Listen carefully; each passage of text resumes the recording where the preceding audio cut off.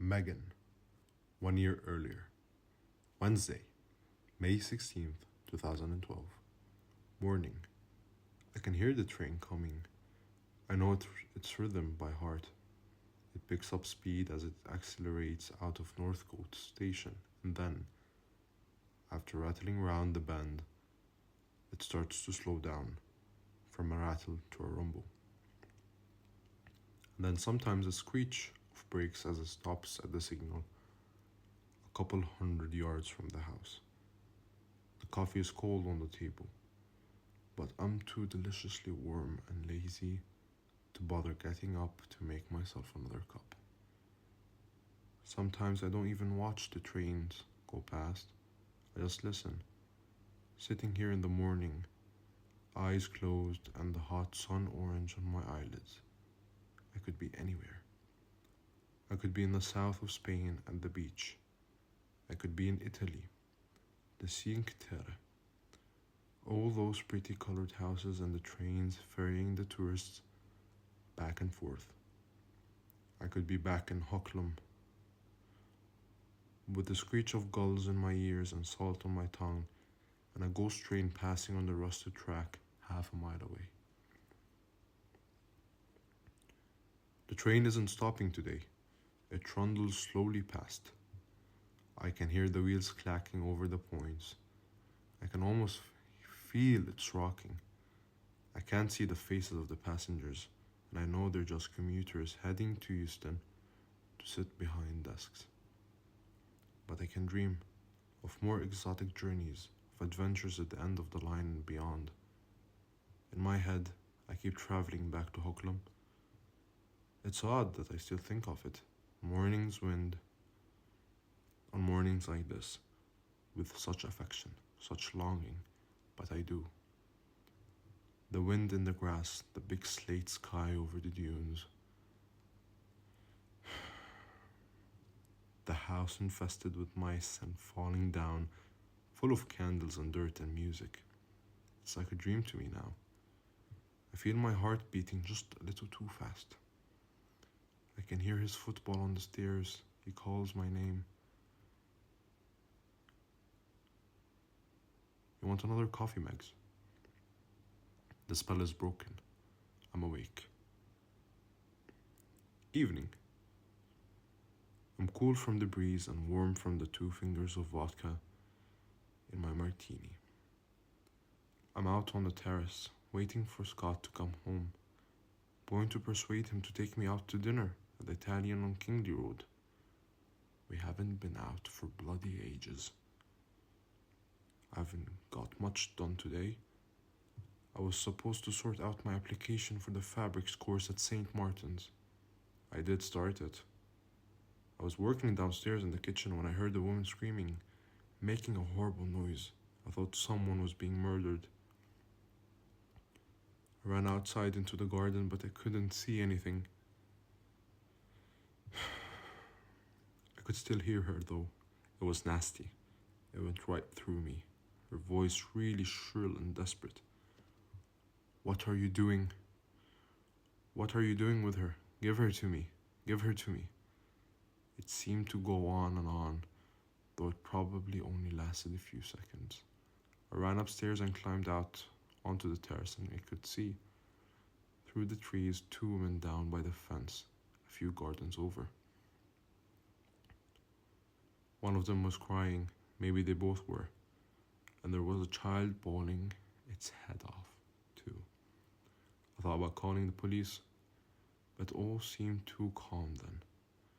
The woman who had been screaming ran into the house carrying the baby. The other one stayed out there. She ran up towards the house. She stumbled, got to her feet, and just sort of wandered around the garden in circles. Really weird.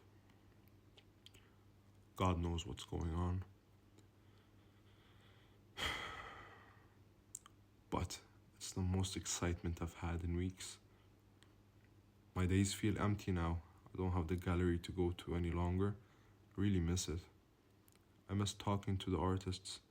I even miss dealing with all those tedious, yummy mummies who used to drop by, Starbucks in hand, to gawk at the pictures, telling their friends that Little Jessie did better pictures than that at nursery school. Sometimes I feel like if I can track down anybody from the old days, but then I think. Sorry. Sometimes I feel like seeing if I can track down anybody from the old days, but then I think, what would I talk to them about? They wouldn't even recognize Megan, the happily married suburbanite. Suburbanite. In any case, I can't risk looking backwards. It's always a bad idea. I'll wait until the summer is over. Then I'll look for work. It seems like a shame to waste these long summer days. I'll find something, here or elsewhere. I know I will. Tuesday, August 14th, 2012.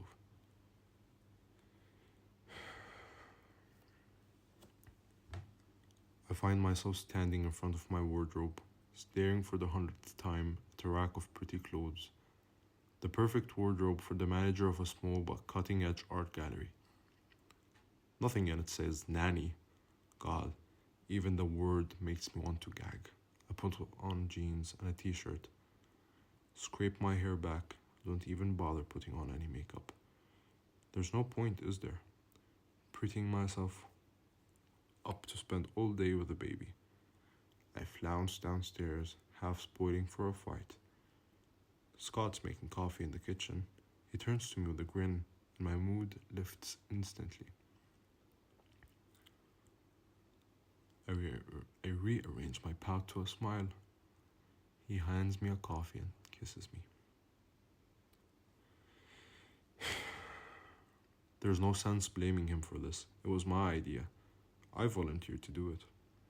To become a childminder for the people down the road. At the time, I thought it might be fun.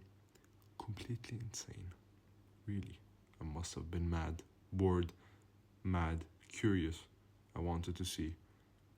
I think I got the idea after I heard her yelling out in the garden, and I wanted to know what was going on. Not that I've asked, of course. You can't really, can you? Scott encouraged me. He was over the moon when I suggested it. He thinks spending time around babies will make me broody. In fact, it's doing exactly the opposite. When I leave their house, I run home. Can't wait to strip my clothes off and get into the shower and wash the baby smell off me. I long for my days at the gallery, prettied up, hair done, talking to adults about art or film, or nothing at all. Nothing at all would be a step up from my conversations with Anna. God, she's dull. Get the feeling that she's probably had something to say about for herself. Once upon a time. But now everything is about the child. Is she warm enough? Is she too warm? How much milk did she take? And she's always there. So most of the time I feel like a spare part.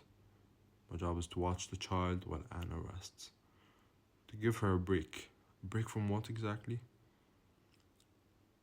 She's weirdly nervous too. I'm constantly aware of her. Hovering, twitching. She flinches every time a train passes. Jumps when the phone rings. They're just so fragile, aren't they? She says. I can't disagree with that. I leave the house and walk, leaden-legged, the 50 yards along Blenheim Road to their house. No skip in my step. Today she doesn't open the door. It's him, the husband, Tom, suited and booted off to work. He looks handsome in his suit. Not Scott handsome. He's smaller and paler, and his eyes are a little too close together when you see him up close. But he's not bad. He flashes me his wide Tom Cruise smile, and then he's gone, and it's just me and her and the baby. Afternoon. I quit. I feel so much better, as if anything is possible. I'm free. I'm sitting on the terrace waiting for the rain. The sky is black above me, swallows looping and diving, the air thick with moisture. Scott will be home in an hour or so. I'll have to tell him. He'll only be pissed off for a minute or two. I'll make it up to him. I won't just be sitting around the house all day. I've been making plans. I could do a photography course or set up market stalls, sell jewelry. I could learn to cook. I had a teacher at school who told me once that I was a mistress of self-reinvention. I didn't know what he was on about at the time. I thought he was putting me on, but I've since come to like the idea. Runaway, lover, wife, waitress, gallery manager, nanny, and a few more in between.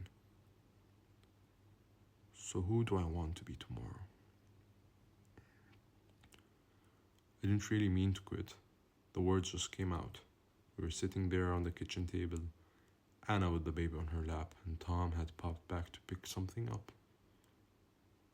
So he was there too, drinking a cup of coffee, and it just seemed ridiculous. There was absolutely no point of me being there. Worse than that, I felt uncomfortable, as if I was intruding. I found another job, I said, without really thinking about it, so I'm not going to be able to do this any longer. Anna gave me a look. I don't think she believed me. She just said, "Oh, that's a shame." And I could tell she didn't mean it. She looked relieved. She didn't even ask me what the job was, which was a relief, because I hadn't thought up a convincing lie. Tom looked mildly surprised. He said, "We'll miss you," but that's a lie too. The only person who'll really be disappointed is Scott. So I have to think of something to tell him. Maybe I'll tell him Tom was hitting on me. That'll put an end to it.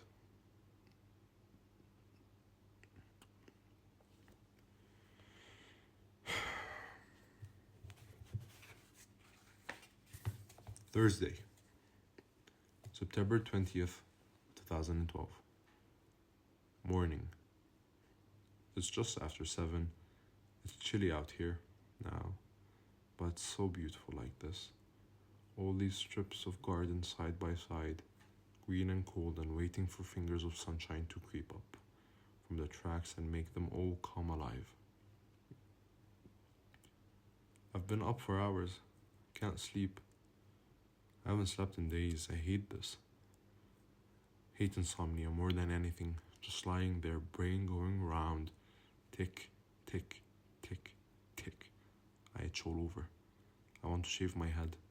I want to run. I want to take a road trip in a convertible with the top down. I want to drive to the coast, any coast. I want to walk on a beach. Me and my big brother were going to be road trippers.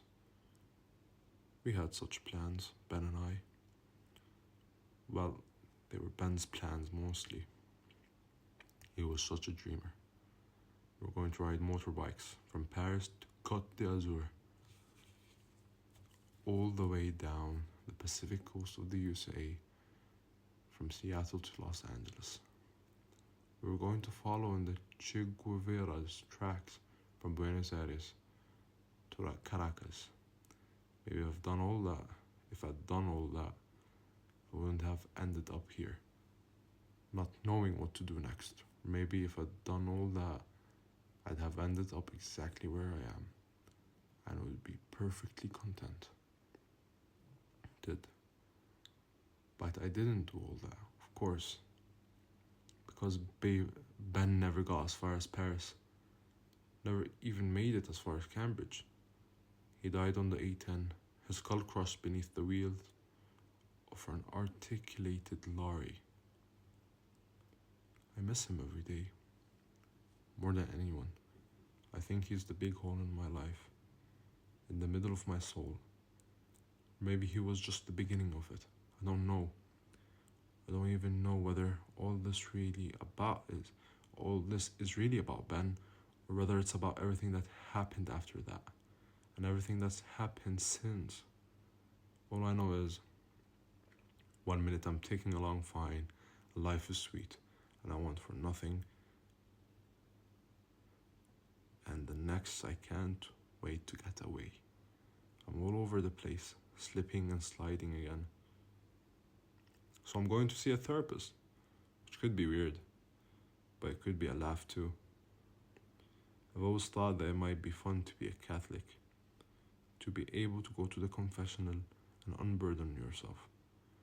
Have someone tell you that they forgive you. To take all the sin away, wipe the slate clean. This is not quite the same thing. Of course, I'm a bit nervous. I haven't been able to get to sleep lately, and Scott's been on my case too, though. I told him I find it difficult enough talking to people I know about this stuff. I can barely even talk to him about it. He said that's the point. You can say anything to strangers. But that isn't completely true. You can't just say anything. Poor Scott. He doesn't know the half of it. He loves me so much. It makes me ache. I don't know how he does. It would drive me mad. But I had to do something. At least this feels like action. All those plans I had, photography, courses, cookery classes, when it comes down to it, they feel a bit pointless, as if I'm playing it real life instead of actually living it. I need to find something that I must do, something undeniable. I can't do this. I can't just be a wife. I don't understand how anyone does it. There is literally nothing to do but wait. Wait for a man to come home and love you. Either that or look around for something to distract you.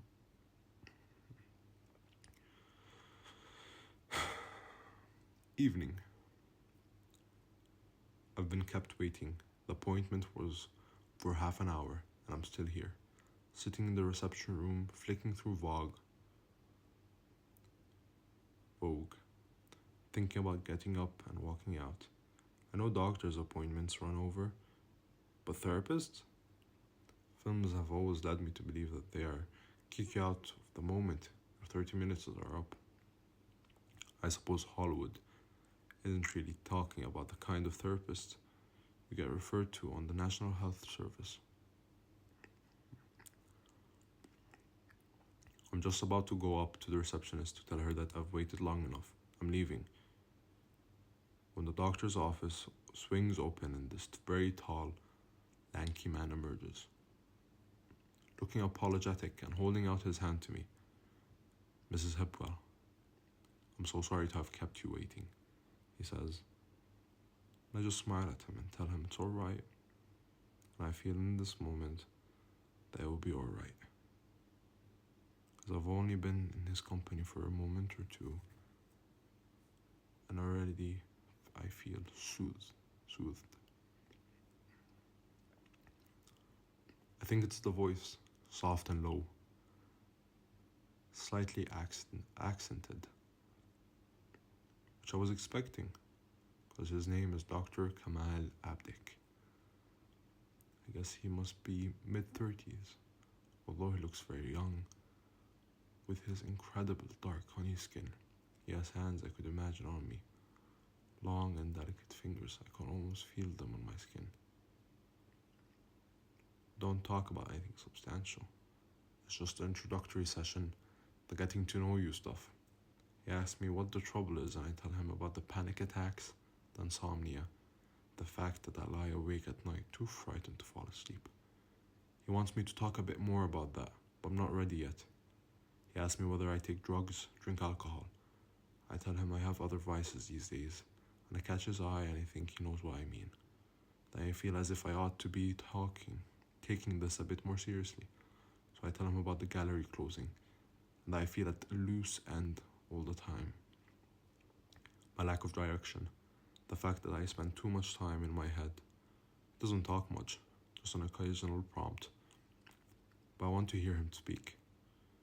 So as I'm leaving, I ask him where he's from. Maidstone, he says, in Kent. But I moved to Carley a few years back. He knows that wasn't what I was asking. He gives me a wolfish smile. Scott is waiting for me when I get home. He thrusts a drink into my hand. He wants to know all about it. I say it was okay. He asked me about the therapist. Did I like him? Did he seem nice? Okay, I say again. Because I don't want to sound too enthusiastic. He asks whether we talked about Ben. Scott thinks everything's about Ben. He may be right. He may know me better than I think he does. Tuesday, September 25th, 2012. Morning. I woke early this morning, but I did sleep for a few hours, which is an improvement on last week. I felt almost refreshed when I got out of bed, so instead of sitting on the terrace, I decided to go for a walk. I've been shutting myself away almost without realizing it. The only places I seem to go these days are to the shops, my Pilates classes, and the therapist. Occasionally to Tara's, the rest of the time at home. The rest of the time, I'm at home. It's no wonder I get restless. I walk out the house, turn right, then left onto Kingley Road, past the pub, The Rose. We used to go there all the time. Can't remember why we stopped. Never liked it all that much. Too many couples just the right side of 40, drinking too much and casting around for something better. Wondering if they'd have the courage. Perhaps that's why we stopped going, because I didn't like it. Past the pub, past the shops. Didn't want to go too far. Just a little circuit to stretch my legs. It's nice being out early, before the school runs. Before the commute gets going, the streets are empty and clean. The day full of possibility. I turn left again, walk down to the little playground, the only rather poor excuse for green space we have. It's empty now, but in a few hours it will be swarming with toddlers, mothers, and au pairs. Half the Pilates girls will be here, head to toe in Sweaty Betty.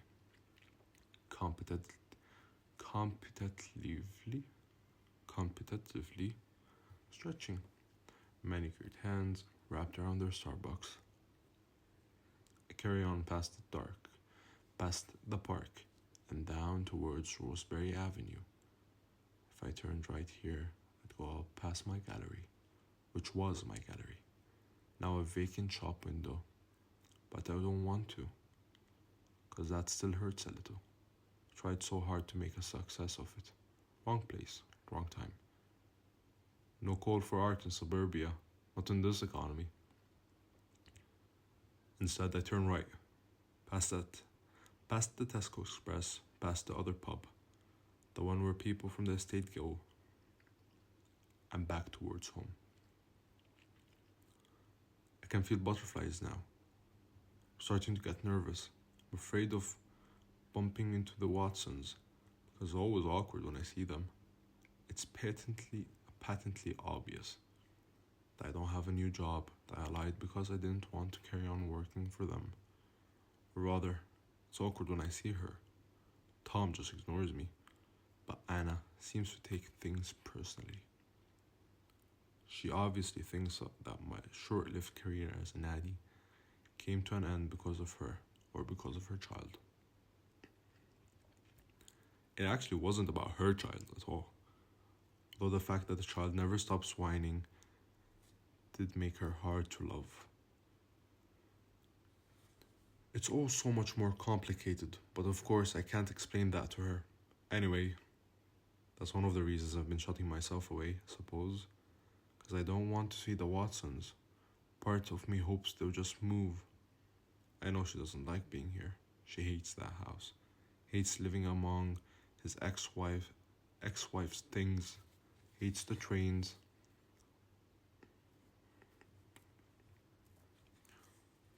I stop around I stop at the corner and peer into the underpass. That smell of cold and damp always sends a little shiver down my spine. It's like turning over a rock to see what's underneath, moss and worms and earth. Reminds me of playing in the garden as a child, looking for frogs by the pond with Ben. I walk on, the street is clear, no sign of Tom and Anna.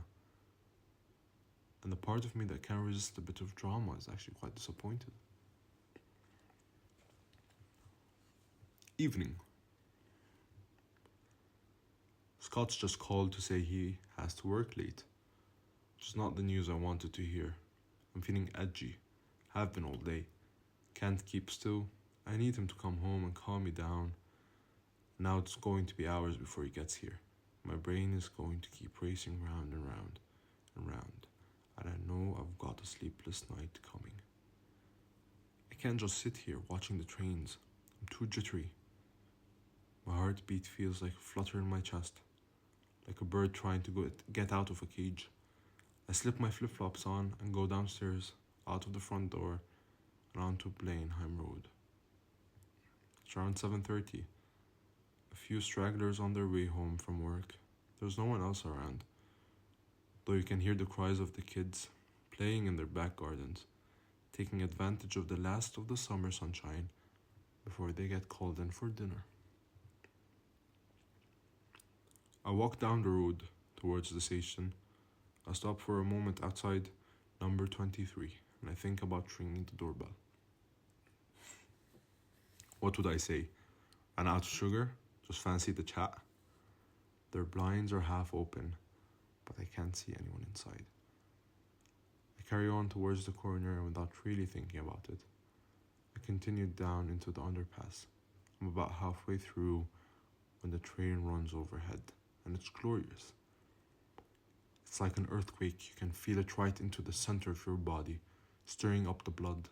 I look down and notice that there's something on the floor. A hairband, purple, stretched. Well used, dropped by a runner, probably. But something about it gives me the creeps. I want to get out there quickly, back into the sunshine. On the way back down the road, he passes me in his car. Our eyes meet just for a second and he smiles at me.